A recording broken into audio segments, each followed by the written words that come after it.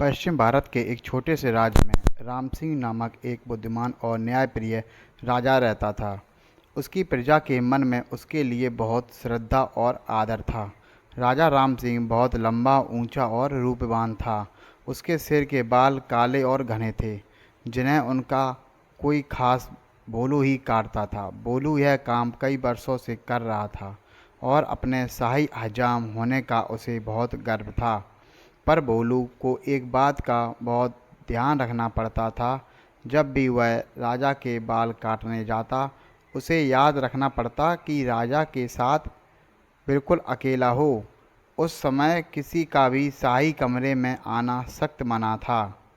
बात दरअसल यह थी कि भोलू राजा के बारे में एक राज जानता था। राजा के सिर के दोनों तरफ दो छोटे छोटे सींग उग रहे थे। यह बात सिर्फ राजा और उसका नाई जानते थे। जब भोलू ने पहली बार यह नज़ारा देखा तो वह भौचक्का रह गया, लेकिन उसने राजा से वादा किया कि इस बात का जिक्र वह कभी किसी से नहीं करेगा। राजा, आप निश्चिंत रहें, भोलू राजा से बोला। आपका यह राज मेरे पास सुरक्षित है। किसी और को इस बात की कानो कान कभी खबर नहीं हो पाएगी। ऐसा सुनकर राजा धर्मराज या राम सिंह ने राहत की महसूस की। उसे डर था कि अगर लोगों को इस बात की जानकारी हो गई तो राज भर में उसकी खिल्ली उड़ेगी। हो सकता है लोग उसका आदर करना बंद कर दें या फिर नए राजा की ही मांग करने लगें। इसलिए भोलू के वादे के बावजूद राजा ने उसे सख्त हिदायत देते हुए कहा, भोलू, अगर तुमने अपना मुंह खोला तो जान लो सज़ा तो मिलेगी ही, देश निकाला भी मिलेगा। भोलू हजाम की डर के मारे घिघी बंध गई। उसने कानों को हाथ लगाया और अपना मुंह बंद रखने की कसम खाई। कई वर्ष बीत गए। भोलू को अपना वादा याद रहा। उसकी स्वाभिव्यक्ति से प्रसन्न राजा यदा कदा उसे अच्छे अच्छे उपहार भी देता रहता। पर समय बीतने के साथ साथ भोलू के सब्र का भी बांध टूटने लगा। उसके पेट में वह राज अब पचता ही नहीं था।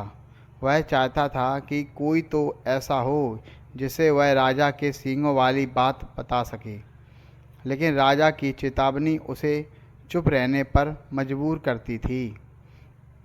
एक दिन भोलू राजा के बाल काटकर महल से लौट रहा था और रास्ते भर उसके सींगों के बारे में सोचता रहा।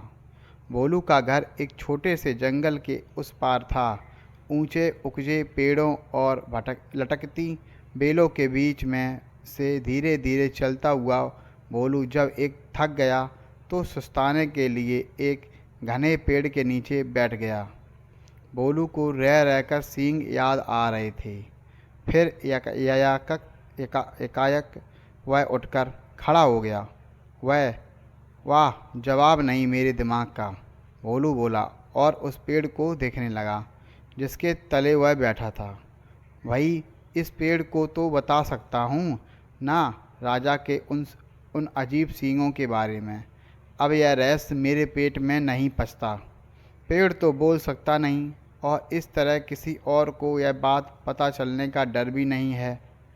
पेड़ के पास यह भेद हमेशा भेद रहेगा और मैं भी इस बोझ से मुक्त हो जाऊंगा। भोलू ने ऐसा निश्चय किया और जोर से बोला, हे पेड़, आज मैं तुम्हें एक भेद बताने वाला हूँ। हमारे राजा राम सिंह के सिर पर दो सींग हैं। हाँ हाँ, उसके दो सींग हैं। इतना कहकर हज्जाम बेतहाशा हंसने लगा और हंसता ही गया। हा हा हा, हो। वह भयंकर भेद आखिर खुल ही गया। भोलू खुश था। उसका भार जो हल्का हो गया था। उसके बाद वह आराम से घर पहुंच गया। अगले दिन एक लकड़हारा उसी जंगल में गया और उसी पेड़ के पास जाकर रुक गया। इस पेड़ की लकड़ी तो बहुत शानदार है, इसका ढोल बड़ा अच्छा बनेगा, वह सोचने लगा। फिर क्या था, कुल्हाड़ी के कुछ प्रहारों से ही पेड़ नीचे आ गिरा। लकड़हारे ने वह लकड़ी एक ढोल बनाने वाले के हाथों बेच दी और उसने एक बहुत सुंदर ढोल तैयार किया। यह मेरे जीवन का सबसे अच्छा ढोल है, ढोल वाला खुश होकर बोला।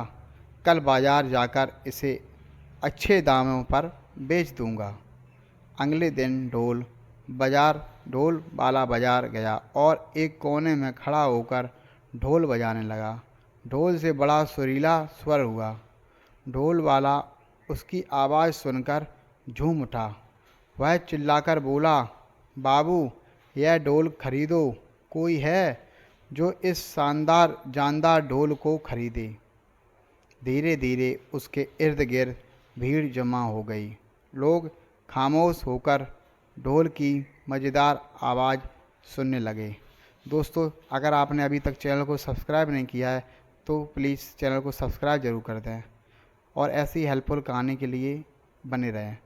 मज़ेदार आवाज़ सुनने लगे। भाई वाह, क्या कहने हैं इस ढोल को।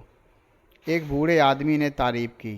तारीफ़ सुनकर ढोल वाला और भी ज़ोर से ढोल पीटने लगा। तभी उस ढोल में से एक अजीब आवाज़ आई।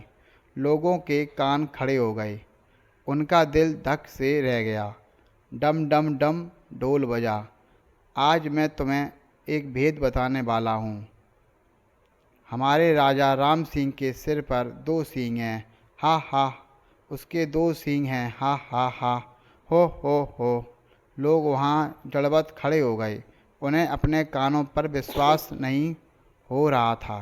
ढोल वाला फिर ढोल पीटने लगा और फिर वही आवाज़ निकली। वह बहुत हैरान और शर्मिंदा हुआ। आखिर एक ढोल यह सब कैसे बोलने लगा। देखते ही देखते लोगों का तांता लग गया और फिर कितना मजाक और कितने ताने। उफ, हमारे राजा के 2 सींग, हमारे राजा के 2 सींग। लोग तो जैसे गाना गाने लगे। जब राजा राम सिंह ने सुना तो दुखी भी हुआ और नाराज भी। गुस्से से उसका चेहरा तमतमा उठा और वह गरजते हुए बोला, उस ढोल वाले को पकड़कर यहाँ ले आओ। राजा के सैनिक ने शीघ्र ही उसे पकड़कर और राजा के समक्ष प्रस्तुत किया। ढोल वाला डर के मारे कांप रहा था। बदमाश, तेरी इतनी हिम्मत कि तू मेरी खिल्ली उड़ाए, राजा पुकारा। भयभीत ढोल वाले ने राजा के पैर पकड़ लिए।